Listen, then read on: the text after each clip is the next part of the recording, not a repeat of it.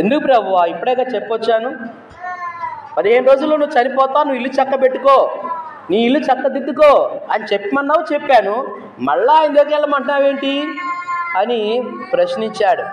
నేను చెప్తున్నా కదా, నువ్వు వెళ్ళు, నా కుమారుడికి 15 సంవత్సరాల ఆయుష్కాలం ఇస్తున్నాను. దేవుడి స్తోత్రం చెప్పండి, హల్లెలూయా. ఆయుష్కాలం ఇచ్చే దేవుడు. నువ్వు ఎలాగా ఉన్నా, ఎలాంటి ఆరోగ్యమైనటువంటి టిప్స్ నువ్వు ఫాలో అయినా కూడా ఆయుష్కాలం అని ఎవరి చేతిలో ఉన్నది? దేవుడి చేతిలో ఉన్నది. కాబట్టి వెళ్ళి ఆయనకు 15 సంవత్సరాల ఆయుష్కాలము ప్రకటన చేశాడు. దేవుని స్తోత్రం చెప్పండి, హల్లెలూయా. చూడు ఎంత గొప్ప భాగ్యము. కాబట్టి మనము భక్తులు ఆ రోజుల్లో కూడా దేవునితో సహవాసం ఉండేది, దేవునితో ఫ్రెండ్షిప్ ఉండేది. వాళ్ళు దేవునితో సహవాసం కలిగి ఉన్నారు కాబట్టి కష్టాల్లో కూడా, బాధల్లో కూడా, చింతలో కూడా అన్నీ నీ భారము యెహోవా మీద మోపుము, ఆయన నిన్ను ఆదుకోడు. ఈ వాగ్దానాలు మనం ఏం చేస్తున్నాం? మన వాగ్దానాలు నెమరు వేస్తున్నామా? ఆ వాగ్దానాలు మనం నమ్ముచున్నామా?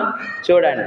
కాబట్టి దేవునితో మనం సహవాసం కలిగి ఉన్నప్పుడు, లోకంతో కాదు, ఎవరితో సహవాసము? దేవునితో సహవాసము, దేవునితో ఫ్రెండ్షిప్. నీ ఫ్రెండ్ ఎవరమ్మా అంటే, నా ఫ్రెండ్ దేవుడు, నా ఫ్రెండ్ యేసయ్య అంటే ఎంత గొప్ప భాగ్యము. సిగ్గుపడుతున్నావా? మరి అక్కడ వాల్యుయేషన్కి వెళ్తూ ఉన్నప్పటికీ కూడా వచ్చేటప్పుడు కానీ, దారిలో కానీ, గొర్రెలు కాసుకునే వాళ్ళకి ఎవరికైనా దేవుని కరపత్రలు ఇస్తూ ఉండేవాడిని. బండి మీద వెళ్తూ దేవుని పని చేస్తూ ఉన్నాను. ఎందుకు? మనం ఆయనతో సహవాసం ఉన్నప్పుడు ఆయన మనల్ని నడిపిస్తాడు. ఆయనతో మనం ఫ్రెండ్షిప్ ఉన్నప్పుడు ఆయన మనల్ని వెలుగులో నడిపిస్తాడు, ప్రమాదాల నుంచి మనం తప్పిస్తాడు, అపాయాల నుంచి మనం కాపాడుతాడు.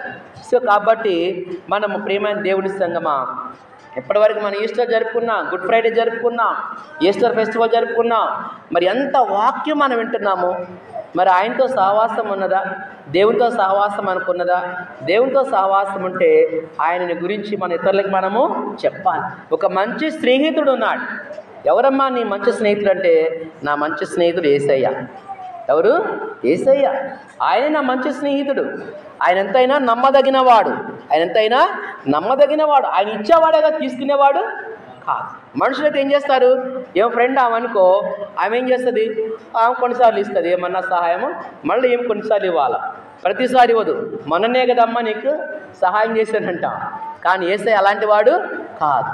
ఆ యేసయ్య మన ప్రభు, ఆయన రాజులకు రాజు. అడుగుడి మీకు ఇయ్యబడును అన్నాడు. మరి ధనాగారం, అంధకారమైనటువంటి స్థలాల్లో ఉన్నటువంటి ధనాన్ని నీకు ఇస్తానన్నాడు, మరుగైన ధనాన్ని నీకు ఇస్తానన్నాడు. కాబట్టి ఆ యేసయ్య మనకి ఇచ్చేవాడే కానీ మన దగ్గర పుచ్చుకునేవాడు కాదు. అలాంటి నమ్మదగిన వాడు మన ప్రభు అయిన యేసు. కాబట్టి ఆయనతో మనం ఫ్రెండ్షిప్, సహవాసం మనం కలిగి ఉంటే చింతించవలసిన అవసరం లేదు, దుఃఖపడే అవసరం కూడా లేదు. ఆ తర్వాత దేవునితో మనం సహవాసం కలిగి ఉంటే దేవుడు మన గురించి ఒక మంచి సాక్ష్యం చెప్తాడు. ఈ నా బిడ్డ, ఈ నా కుమార్తె, ఈ నా కుమారుడు అని ఆయన గురించి దేవుడు సాక్ష్యం చెప్తాడు. అంతెంత గొప్ప భాగ్యము, ఎంత గొప్ప భాగ్యము. అబ్రహాము గారి గురించి దేవుడు ఒక మంచి సాక్ష్యం చెప్తున్నాడు. ఏమనంటే, అబ్రహాము నాకు స్నేహితుడు, అబ్రహాము నాకు స్నేహితుడు. దేవుడు చెబుతున్నాడు ఆ సాక్ష్యం. ఒకరోజు దేవుడు అబ్రహాము ఇలా నడుచుకుంటూ వెళ్తున్నారు. చూడండి వాళ్ళ ఫ్రెండ్షిప్, నడుచుకుంటూ వెళ్తున్నారు. దేవునితో పాటు ఎవరు నడుస్తున్నారు? అబ్రహాము నడుస్తున్నాడు. నడుస్తుంటే దేవుడు ఏమన్నాడంటే, ఈ పట్టణంలో ఉన్న ప్రజలు చాలా దుర్మార్గులుగా ఉన్నారు. ఏ పట్టణాలు అవి చెప్పండి మీరు? సొదొమ, గొమొర్రా పట్టణాలు చాలా దుష్టులుగా ఉన్నారు, వాళ్ళని నాశనం చేయాలనుకుంటున్నా అని దేవుడు మాట్లాడుతున్నాడు. ఎవరితో? అబ్రహాముతో మాట్లాడుతున్నాడు. అబ్రహాము ఎలాగున్నాడు? దేవునికి ఫ్రెండ్.